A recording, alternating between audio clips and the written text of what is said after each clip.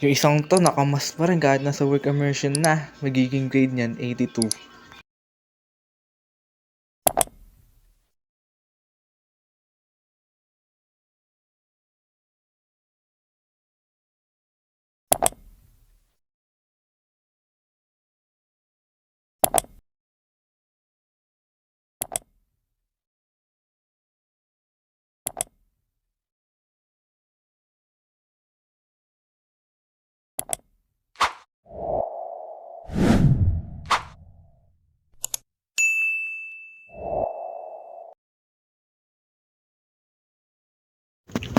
Work immersion isn't just about completing tasks. It's about stepping into the real world and experiencing how a workplace truly operates. During my immersion, I took on variety of responsibilities, each teaching me something new.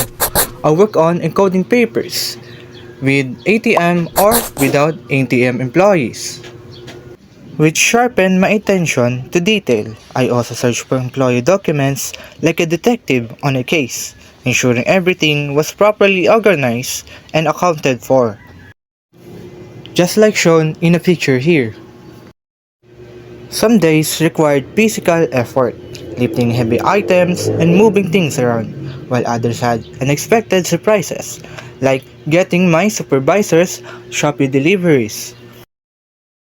Through all of this, I learned that work isn't just about skill, but also about adaptability, time management, and teamwork. Every task, whether big or small, contributed to the smooth flow of the workplace.